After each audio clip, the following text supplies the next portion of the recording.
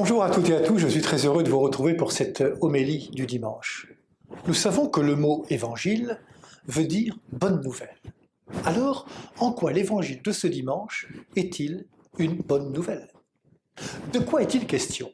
Il est question de la relation entre un homme et une femme et d'une possible répudiation quand la relation se passe mal. La question que posent les pharisiens est surprenante parce que la réponse existe déjà dans la loi. Au temps de Moïse et au temps de Jésus, le divorce était légal. Mais tout ce qui est légal n'est pas forcément moral. Et Jésus, dans sa réponse, ne veut pas en rester à un niveau légal. Il nous invite à aller à la source, à remonter au commencement. Autrement dit, Jésus nous invite à rejoindre la volonté de Dieu. C'est vrai sur ce sujet du mariage et du divorce, mais c'est tout autant pertinent sur d'autres sujets comme le respect de la création, la non-violence, le pardon, la sobriété. L'important, c'est que ta volonté, Seigneur, soit faite sur la terre comme au ciel. C'est à notre conscience que Jésus s'adresse en nous invitant à chercher en toute chose la volonté de Dieu, car Dieu est plus grand que notre cœur. Jésus rappelle donc un idéal, ce que Dieu a uni, que l'homme ne le sépare pas. Pour lui, le mariage n'est pas un contrat, mais une alliance. Et dans une alliance, les personnes sont toujours plus importantes que les institutions.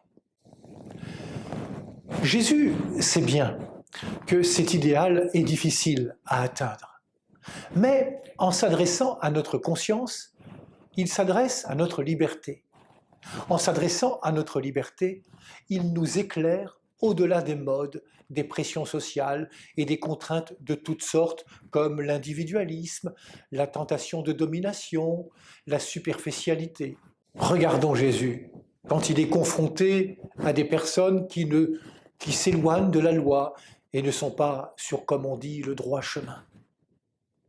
Refuse-t-il le dialogue avec la Samaritaine, la femme au Simarie? Laisse-t-il la femme adultère se faire lapider? Rejette-t-il la prostituée qui vient verser du parfum sur ses pieds? Méprise-t-il Zachée ou le lépreux mis au banc de la société? Jésus est celui qui s'occupe d'abord des personnes avant d'accuser et de lancer des pierres. Jésus, qui rappelle l'idéal, sait bien que dans les couples, toutes sortes de situations déplorables se développent. Ça ne fonctionne pas toujours comme on l'avait prévu. Dans toute relation humaine, il y a des erreurs, des infidélités, de l'oppression, parfois de la violence, des incompréhensions, des malentendus. Jésus sait bien qu'il y a des couples qui ne se séparent pas, mais qui ne se parlent plus, qui refusent de se pardonner, de se réconcilier, de reprendre le dialogue. Pour Jésus, le mariage n'est pas un contrat, mais une alliance. Et il sait que dans toute alliance, il y a des ruptures d'alliance possibles. Et ce qui est vrai des couples l'est tout autant dans notre relation au monde, à la création tout entière, dans notre relation, notre confiance en Dieu.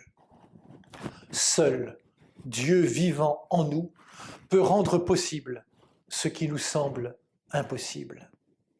Le sacrement du mariage n'est rien d'autre que la grâce, le don gratuit qui guérit notre impuissance à aimer comme Dieu aime. L'union entre deux personnes ne dépend pas seulement du oui prononcé au cours de la cérémonie de mariage. Il faut le renouveler tous les jours. Et s'il est beau de voir un couple s'unir dans le mariage, c'est encore plus beau de célébrer 30 ans, 40 ans, 50 ans de mariage. Mais n'oublions jamais que Jésus sera toujours plein de tendresse pour celles et ceux qui n'y arrivent pas. Sa miséricorde sera toujours du côté de celles et ceux qui sont fragilités dans leurs situations humaines. Oui, la voilà, la bonne nouvelle. Sur le chemin de l'idéal, le Seigneur nous accompagne toujours en nous donnant les moyens d'avancer et de renouer avec nos ruptures d'alliance. Nous avons toujours une place dans son cœur. Qu'il en soit de même dans nos communautés. Bon dimanche à toutes et à tous.